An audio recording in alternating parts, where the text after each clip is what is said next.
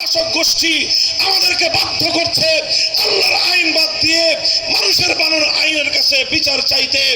আমরা বাধ্য হয়ে বিচার চাচ্ছি। 190 বছর ব্রিটিশের কাছে বিচার চাইলাম, 24 বছর পাকিস্তানের কাছে বিচার চাইলাম, 53 বছর বাংলার তাগুতি বিচার ব্যবস্থার কাছে, তাগুতি শাসন ব্যবস্থার কাছে বিচার চাইতে গেলাম। আমি আপনাদের কাছে জানতে চাই, 267 বছর পর্যন্ত যদি এ জাতির কপালে কুত্তার গোশত খাওয়া বাধ্যতামূলক হতো, এই জাতি কোনো সম্মান নিয়ে দুনিয়ার বুকে বেঁচে থাকতে পারত? 267 বছর পর্যন্ত যদি শুয়োরের গোশত খাওয়া লাগতো, এই জাতির কোন আত্মমর্যাদা বলতে কিছু থাকতো?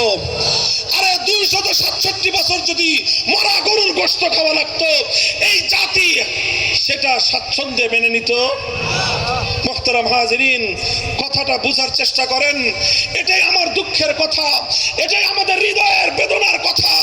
267 বছর পর্যন্ত হয়তো মরা গরুর গোশত খাওয়া লাগে নাই, 267 বছর পর্যন্ত হয়তো কুকুরের গোশত খাওয়া লাগে নাই, 267 বছর পর্যন্ত হয়তো শুয়োরের গোশত খাওয়া লাগে নাই।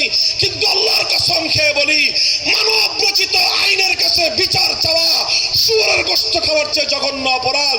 মানুষের বানানো আইনের কাছে বিচার চাওয়া কুকুরের গোশত খাওয়ার চেয়ে জঘন্য অপরাধ। মানুষের বানানো আইনের কাছে বিচার চাওয়া মরা গরুর গোশত খাওয়ার চেয়ে লক্ষ কোটি গুণ বেশি জঘন্য অপরাধ। সেই জঘন্য অপরাধের মধ্যে এক ভয়ঙ্কর অবস্থার মধ্যে 267 বছর পর্যন্ত আমরা ডুবন্ত অবস্থায়। আজ বাংলার আত্মমর্যাদা সম্পন্ন ইমানদারদের কাছে আমরা জানতে চাই, আহ্বান জানাতে চাই, আগামীর বাংলাদেশে মানব রচিত